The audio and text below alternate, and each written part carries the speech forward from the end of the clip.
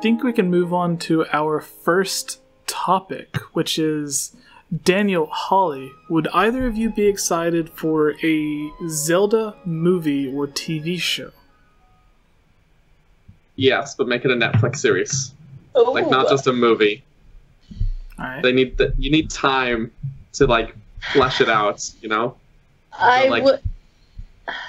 don't want it. I would never want it to be live action.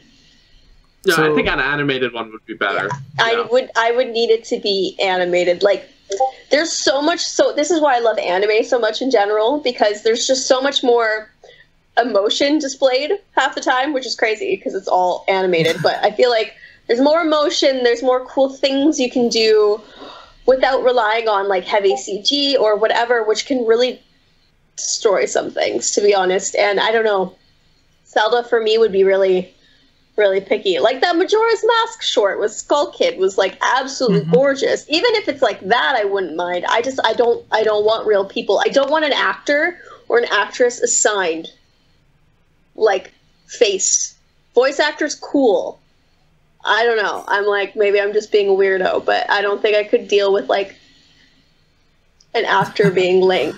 All right. Well, I bring this up because I mentioned previously there are a lot of rumors and stuff going around about if the Mario movie that Nintendo is producing, because there was rumors of a Mario movie a while back, and then it was confirmed that Nintendo was working on a Mario movie. But even before that, there were the rumors of a Netflix TV show for Zelda that would be like the PG or PG-13 version of Game of Thrones. So like it would be like that's the way the story would be plotted out. I don't exactly know what they meant by that, but that was the rumor that everybody was reporting on. That hasn't happened yet, but then the Mario rumor turned out to be true. And now the rumors say that if the Mario movie is a success, then obviously they're going to be producing a sequel to the Mario movie, as well as exploring other franchises to make movies from. So either Metroid or Donkey Kong or Zelda or whatever. Which there's been Donkey Kong and Zelda cartoons and stuff before. And even on Netflix, the Castlevania anime that they made was a success for them. So I think if they did even a Metroid style anime in that style that they did the Castlevania, I think that would be really good. But we're just focusing on the Zelda right now. So Holly, you want an animated Zelda. Would you want it to be like spread out over a TV show or a dedicated like 2-hour movie? I don't know. I would probably want a series. Yeah. I don't want things being rushed, you know. So there's a lot they could do within like Zelda world as a series. So it's like it's very hard to imagine like what they would pick, what would they focus on. Yeah, like which game would it be based off of, or would it be a completely new story? Yeah. That's what I want, because if you try and adapt one of the games, it's gonna fall apart. Like it can't. The games are not adaptable into movies. You have to have it as a separate story in the Zelda canon, but not one of the games. Like if you remake Ocarina of Time as a movie, it's going to be rushed and it's just going to fall apart. It's not going to work. Yeah. Or people are going to be like, this is not how I imagined it or how I interpreted this part. And, you know, I don't think it would work. But if you build a new sort of entry into the franchise, then they can actually structure it around a movie's pace or a series. I'd rather a series as well. Yeah, and I think it would just work a lot better. Yeah. And I agree that a series would be better, because my big thing, if we remember like the Last Airbender, right? The series was really good because they had like 20 hours per season, like to flesh out these characters and pace it out. Once they translated that to a movie, they tried to take those 20 hours and put it into an hour and a half. And it was terrible. It fell apart. Like the movie was bad for a number of reasons, but keep that talking, pacing issue just... Daniel, I'll be back in like 2 seconds. I can talk as long as you want me to. Well, they did that. They just did that with I watched the first installment of the Full Metal Alchemist movie, Okay. Same thing. Same thing, yeah. There's so much involved, and to put it into like a 2-hour movie, it was a lot. It was very rushed. Okay. They cut so much stuff. So yay, that was very short. There were people outside, and I had to close the window. Them? No, I just shut the window. People? No, I heard sirens. Get off my lawn! Damn kids!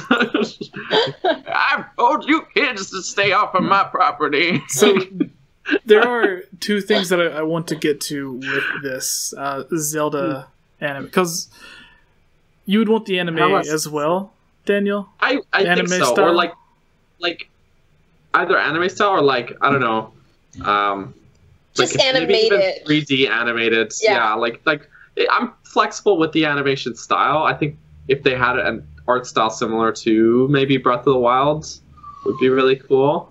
But they could do a cartoon like Wind Waker cartoon, you know. They said the art style for Breath of the Wild was already sort of based off like the Studio Ghibli stuff. Yeah. So yeah, there are already studios making anime that's in the Breath of the Wild style. So if they just got them to do it, that would be... Yeah. But if they're going to do this, they gotta let Link talk. Because him as a silent protagonist works great in the games. Because, you know, dialogue boxes, it's like up to your interpretation what he said or whatnot. But, you know, I can't imagine watching a series and having a silent protagonist. I don't know, it'd be pretty funny. It'd be pretty interesting. You see they could convey all that emotion through a non-talking character. I don't know, pretty cool. I don't know, that'd be tricky. I feel like there'd be a lot of awkward moments. Well, he could do something to where if he does have a partner with him, like Navi or Midna or a talking dragon boat, like in Wind Waker, they could do something to where Link does talk, but only when it's absolutely necessary. I could see him being like the strong and silent type who doesn't talk much. You know, I think that would be cool. But he has to at least be like they have to have it in there, so like at least a bit. Yeah, I don't know. So Gibbs just donated $5 and says, if you guys want your questions answered immediately, all you need to do is donate $2. And if you donate more, then Daniel will dance for you. Before I even read that. Yes. Thank you, Gibbs, but you don't need to donate. You don't need to promote it, but I will still dance. Tell other people. Yes. if we get a $10 donation, all three of us will do a little dance. Maybe. All right, fine. If Holly and Daniel's up to it. Yeah, but... yeah, so that was one of the two things that I was wanting to ask, is like what, if they do, because we've all decided on the anime art style, which is personally what I would like to see, because they could make Link look exactly the way that Link looks. Whereas if they get an actual actor, then it's like, some people might like the way he looks, like they might find someone who actually does look like Link, but then if he talks, maybe it's like, that's not how I imagine Link It's just hard. It's just hard. It's a very easy way to not please a lot of people. Yeah. And then they could have, like, if they just went by someone who acted really well and performed really well, but he just didn't have the look that you expect from Link. Yeah. Or it could be the other way, to where they look like Link, they're just not that good at acting. So it's like, you have to have the compromises, because I doubt you're going to find a really good actor who happens to look enough like Link to where it satisfies everyone. And then to do a proper Zelda story, you would also have to have an adult and a young Link. Like, maybe not in the way that Ocarina of Time did it, but to sort of have flashbacks, because Link's parents have always been, like, out of the picture. Except Wind Waker, when you had his grandparents or his grandmother. So I think it would be necessary to have it based on like a teenage Link, but then after a few episodes, like have a 5-10 minute flashback to when Link was a young kid or something. Jesse needs to go, "Dear Nintendo, I hear you are creating a series. Let me give you some advice." Well, that's that's just what I would like, because it would show like how did he like train to become a swordsman, like all that, like because he just like gets pushed out on these adventures and he's already a master at combat and everything. And Skyward Sword kind of had a way to explain it because they go to a school for knights. So then it's like, okay, it makes sense. He knows how to beat these enemies. But with Ocarina of Time, it's like, grab this stick and hit these plants. Like killer plants. Yeah, like the Deku Babas that just pop up everywhere. But I don't know, it's a game. I think it's just odd. Yeah. But what art style would you guys like? Because for me, if you've ever seen the Final Fantasy 15 movie they did, where it's I just rewatched it. It's like a super detailed, hyper realistic looking anime. But I think that would be way too expensive to have an entire series based off of that. So I would maybe go with something more of an anime instead of CGI. Yeah. I like the Studio Ghibli stuff. Ghibli, however you pronounce it. But what about you two? What anime art style would you prefer? Like something CG and super detailed, something looking like the cutscenes in Breath of the Wild or Hyrule Warriors, or like an actual anime style like Dragon Ball Z or Yu Yu Hakusho, to where it's all hand-drawn. I like Ufotable as a animation studios. They did the original, not the original, they did the revamped Fate Stay Night Unlimited Blade Works, if anyone here likes anime. So Ufotable puts out really, really good, classically drawn anime type styles. So this does look really good. I just typed it in. Yeah, so that production company who did Fate Stay Night Unlimited Blade Works would be like my top for like an animation studios to put out something classically drawn. So I'd be down with that. All right. Yeah. What about you, Daniel?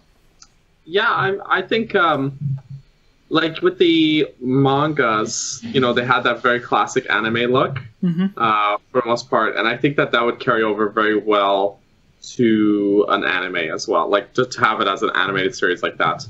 I just think that it would, like, we've seen it in the mangas that drawing style fits the Zelda franchise pretty well. So yeah, I like more of that.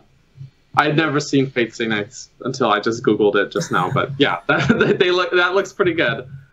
So Fate Stay Night Unlimited has some extremely well thought out, detailed fight scenes. In the world of anime, it's pretty up there for animation, and the fighting styles and scenes are like so good. So it'd be pretty cool to have something like that. So yeah. It's very detailed. I don't know. I think it would fit really well. Yeah. All right. The second big question that I have for you guys, since we settled on the art style that we would all want, what type of story would you want this based on? Would it be like Child Link, Adult Link, a mix of the two? How would the dungeons play out? Like, would each episode be dedicated to its own dungeon, or would it be like 3 or 4 dungeons are just completed in like a collage or something, to where it just shows... No montages. no dungeon montages. Okay, there was a Zelda fan film that's what I was thinking of. Yeah, and that's how they did. Like it was really. He goes through like 4 dungeons. Yeah, and then it's just like montage for the rest, and I'm like, no. Yeah. Well, the Zelda Ocarina of Time manga, it doesn't follow the story of the game that well, and there's a lot of contradictions, like the one I always go to, because a lot of people like to use the manga, like they just look at a page and think that it's canon for the actual timeline or whatever. But in the manga, there's a part where Link first goes to Hyrule Castle Town, and he pays like 70 rupees to buy a baby dragon who is Volvigia. And then whenever Link turns into an adult, because he's not there to raise the dragon turns evil. Whoa. Which we know in the game, the dragon died a long, long time ago and was resurrected. Like, nowhere in the game can you buy a pet dragon. So, the manga has its own contradictions from the stories, but the way that the manga handles it, because it would be like 50 chapters long if it was an actual adaptation of it, because you go to each dungeon, but it like cuts out 3 or 4 of the dungeons and only gives you like the main ones. So like you get Jabu Jabu's belly and like all of the ones that you need for the 3 spiritual stones, but then like the Shadow Temple, I believe, is completely cut out, and then the main boss is Volvagia, and then the Spirit Temple, and then Ganon. So it cuts out like a bunch of the actual dungeons from the game, and I think that's what a TV show would have to do, to where it's not like Twilight Princess, to where here's 12 dungeons, you need to like go through all of these. It could be, but I think it would be more focused on like just gather these 3 things and go to these 3 dungeons, as opposed to here's 10 dungeons to go through. Because like part of the dungeons, what makes them interesting is solving the puzzles on your own and feeling that accomplishment. And watching a TV show where Link is just standing there like, which way do I push this block? This big ice block? What order do I light these torches in? Like, I don't think that would be as interesting as trying to figure it out yourself. So there would have to be some clever way that they approach the dungeons. So that, I think they'd probably, if they did something like that, like adapted a game, they probably have like one dungeon, just to kind of be like, yeah, guys, woo, dungeon. Because it's like you said, it's that's relating that into like a movie or a TV show is really hard. So it's pointless. It's not how the layouts of shows go, basically, because there's no, unless there's something character development or something like crazy happens, there's no point in having that in a TV show. Yeah, there's just no point. So, well, like a lot of the Zelda games, it begins with like you need to collect these 3 items to get whatever. Like Ocarina of Time, you had to get the spiritual stones. A Link to the Past and A Link Between Worlds, I think you had to get the pendants or whatever they were. Yeah. And then Twilight Princess, you had to get the tears, whatever. Yeah. There's a few shadows, then there's the tears. Yeah, the few shadows. There's a lot. There's a lot of stuff to collect. Wind Waker, I believe you had to get the Goddess Pearls. Yeah. So like most of the Zelda games, it's like you need to get these 3 items, and then a big event happens. Usually that's when you get the Master Sword. So I could imagine it's like 3 dungeons, but they're not made out to be dungeons. It would just be like, in this episode, he goes and meets the Gorons, and the Gorons are like, hey, it's here, but it's protected by this huge Dodongo and this cave, so you have to go get it. And it would be more of him, like, going through it as opposed... Well, going through it and, like, beating enemies or, like, finding himself, if that makes sense. Yeah. Instead of solving puzzles and stuff. So maybe something like the Hyrulean Civil War or something would make like a good movie. Yeah. Sure, it could be a Zelda, universe movie, but it doesn't necessarily have to follow Link as well. Right? Yeah, exactly. Yeah. Like, like something more substantial that has just an easier way of adapting it into a show or a movie. Because, something like a war within the Zelda universe would be pretty cool. And then it would, have a lot of cool fighting scenes and just yeah. It would be cool if some Lord of the Rings type stuff going on. Like if it switched between, like, here's what Link's doing on his adventure, and then here's what the King or Zelda's doing to actually protect Hyrule while he's out trying to fix the problem. So I think something like that would be interesting, because in the Zelda games you never really see the king, and if you do, he's dead or a boat. Yeah. So it's dead or a boat. I think Link can be like Gandalf. He's like, oh crap, I need to ride my horse here and get this done, and then everyone else is just like fighting. Yeah, Gandalf's like the way that Lord of the Rings handled the one mountain cave they went into, and then like I think that would be a cool way to handle a quick dungeon in the game, because that literally was what a Zelda dungeon is. Like, you have to figure out how to get inside and then make your way through the dangers, and then at the end of it there was the big bad guy, the boss, which Gandalf ends up sacrificing himself and coming back as like a better white wizard or whatever. Gandalf the White. So I think something like that would be an interesting way to accomplish that. So good job bringing that up, Holly. I completely, like, that was not even in my mind until you mentioned Lord of the Rings. Yeah, there's lots of cool things you could do. So yeah, there, like Ashley was mentioning, Hyrule Warriors type thing, you know? Yeah, gathering like this whole, a war basically. Yeah.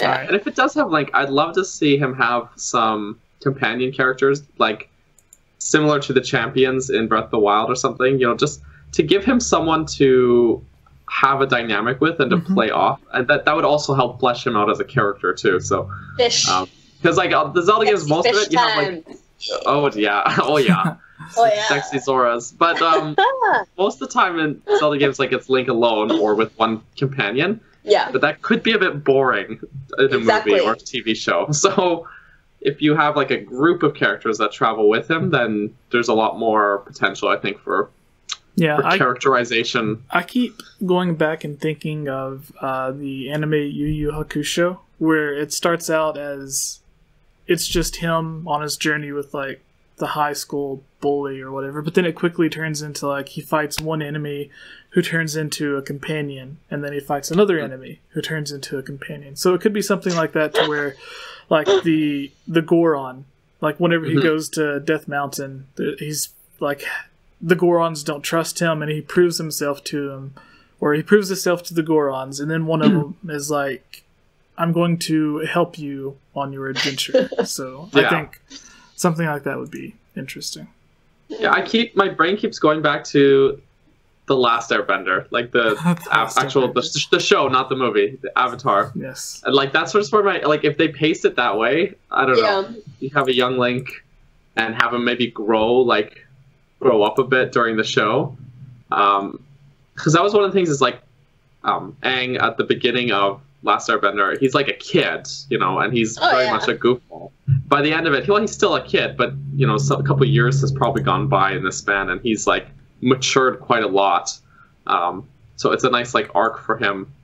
Love to see that too. Yeah, how many episodes is Airbender? It's a lot. It's a lot. I think it's like 4 seasons with like 20 episodes a season, something like that. Like it's a pretty long show. Yeah, so it's. I mean, it would do them if they were gonna do a like actual game, like a lengthy game of Link's adventures. It would have to be like 100 episode. Yeah. Oh, sorry, 3 seasons, not 4. Yeah. Yeah, and then they had the Legend of Korra. Yeah. Which was, you didn't. I never watched it actually, but no, I loved it's not. it. I don't know, the whole technology thing, and I didn't like it. I'm just saying that right now. It was not my favorite. All right. Sorry. So here's the final thing. What designs of the characters would you like them based off of? Like, would you want it to be like the brown-haired Link that's like more masculine from Twilight Princess, or would you want him to be like the nicer looking, friendlier Skyward Sword version, and then like Zelda, like in Skyward Sword, Zelda looks like the friendly girl next door, where in Twilight Princess she's like a serious princess, and then matriarch. And Breath of the Wild just has her like the teen angst type person who's just mad at everything. I would like something a little darker, so I would go the route of like more so Twilight looking ish, just because like I don't know, I like dark things. I like Fate. I like ReZero. I like I'm watching Darling in the Franxx right now, and it's not dark looking, but it's just there's very serious tones in a lot of the animes that I watch. Mm-hmm. So I would like, you know, and I mean, let's be honest here. If you have got a whole world that's under siege and, you know, Ganondorf is this big bad guy, like, he needs to be a big bad guy. Like, his forms are pretty intense. So I would like an art style that kind of reflects that, because it's a pretty crappy situation Hyrule's in most of the time when you're playing the games. True. So yeah. Yeah, I'm on the same boat. I think Twilight Princess's art style, if we were to translate any of the Zelda art styles into like an animated series, I think the Twilight Princess one would suit the tone the best. It's already like very anime, like the way the characters are designed. So yeah. Yes. Plus, that's like my favorite design of like Link's tunic is Twilight Princess Link. All right. I don't like the baggy pants. Final question on this: what or which voice actor? Like, what would you want Link's voice to sound like? Would you want it to be like the deeper voice if he did talk, a lighter voice? That's a hard question, Jesse. Like in the games, we don't know. Yeah, in the games, he does have the voice actor that just yells and says "hey" and stuff like that. But it's usually like a higher pitched voice. Like, he never sounds like some like huge, big, muscly guy with like a super deep voice. So I always find that the original Japanese animes with subtitles, their screams, their emotion is a lot better than their English counterparts. So I would watch the series in Japanese over anything. Okay. Especially for someone who screams as much as Link screams. I need a Japanese voice actor, because I find a lot of the times the English ones, when they're all like, it's a little, you know, quality. Authentic. The quality of their screams. Yeah, so it's true. It's really true. So some animes are okay. You're like, you go to the English, you're like, because I rewatch a lot of things in English when I'm cosplaying, and I just need something to watch, but I've already seen it. So I go back and I'll watch things in English. And sometimes they're great. Sometimes voice actors are pretty good. And then other times you're like, oh no. Oh, hun, oh no. What happened to this anime? Yeah. As soon as they did the English. I like, if you go on YouTube, there's like a few different versions of the like official English dubs. So like there's the American dub that's like the Funimation Dragon Ball Z stuff. But before that, there was Canada had its version. And then there was some country in Europe that had its own English version. Oh no! And it's like all of the you listen to all of the different stuff, and it's like some of them where they're supposed to be like in a serious conversation, it just sounds like they're literally just reading dialogue off of a page as opposed to actual voice acting. And in my head, I'm like, how does this get approved? Like, yeah. Sometimes I feel that way sometimes with English voice actors. I'm like, oh, no. There's no quality control. Well, what happened here? Yeah. All right. I guess, Daniel, would you like to take us to our second news story? That's actual news, not a rumor. The Final Fantasy 15. The real news. Yes. Oh. Yes. So the director... Oh, this news comes from Polygon.com. I guess I should start there.